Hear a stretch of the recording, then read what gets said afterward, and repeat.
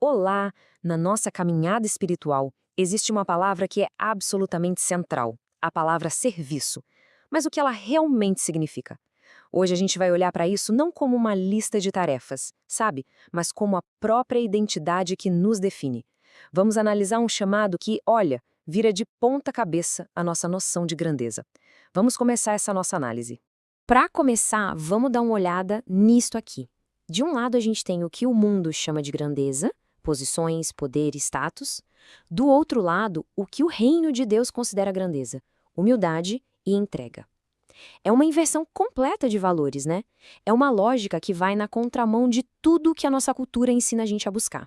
E é importante entender uma coisa: esse convite para viver de um jeito diferente não é só uma sugestão, é um chamado fundamental.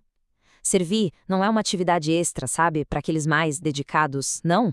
É o chamado que nasce no coração de Deus para todo mundo que quer de verdade seguir os passos dele. E essa ideia não poderia ser mais clara, porque ela vem direto de Jesus. O maior entre vós será vosso servo. Parem um pouco para pensar no impacto disso. Essa frase, ela desmonta toda a estrutura de poder que a gente conhece.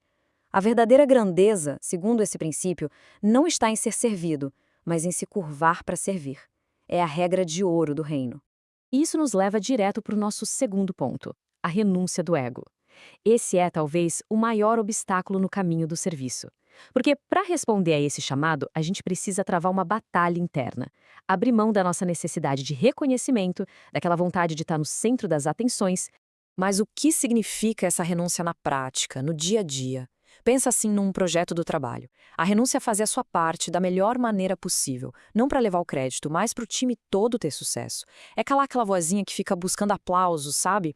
E no lugar disso focar em colocar a vontade de Deus em primeiro lugar, mesmo que ninguém veja. E a Bíblia nos dá um exemplo muito poderoso dessa entrega.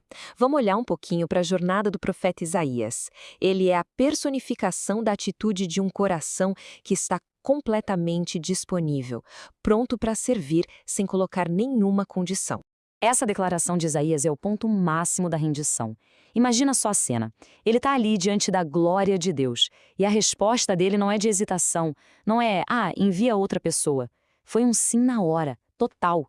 Eis-me aqui, envia-me a mim. Será que nós teríamos essa mesma prontidão? Essa é a postura do verdadeiro servo. E aqui a gente chega no ponto central da nossa conversa. Servir não é só uma coisa que a gente faz, é quem a gente se torna. É uma mudança de identidade mesmo. O serviço vira a nossa marca espiritual, o selo que autentica uma fé que é genuína de verdade. Vamos definir isso bem direitinho. Identidade espiritual, nesse contexto, quer dizer essa marca interna, esse selo que prova que a fé não é só da boca para fora. É a evidência de uma fé que está viva, que age. É a prova de que a gente realmente segue o exemplo daquele que se fez servo por todos. Então, fica a pergunta para uma reflexão bem pessoal. Para nós, o serviço tem sido só uma série de ações isoladas? Uma coisa aqui, outra ali? Ou ele está se tornando a nossa verdadeira identidade? É algo que a gente faz de vez em quando? Ou é a essência de quem a gente é? Agora, é muito importante a gente entender que esse chamado não é para viver uma vida de peso, de fardo. Pelo contrário, a verdadeira motivação para servir é a alegria. E a recompensa é eterna. Vamos ver como isso funciona. A motivação certa não vem da obrigação. Ela vem de dois pilares. Primeiro, uma gratidão profunda pelo sacrifício de Cristo, por tudo que a gente recebeu de Deus. E essa gratidão, ela transborda para o segundo pilar. Um amor genuíno pelo próximo, que nos coloca em movimento. Quando a gratidão e o amor são o combustível, o serviço fica leve. E essa imagem, ela ilustra uma verdade poderosa. Nada do que a gente faz é em vão. Um copo d'água oferecido, uma palavra de ânimo, um tempo que a gente dedica para ajudar um colega, cada pequeno ato de serviço, mesmo aqueles que ninguém está vendo, é como uma semente que a gente planta no solo da eternidade.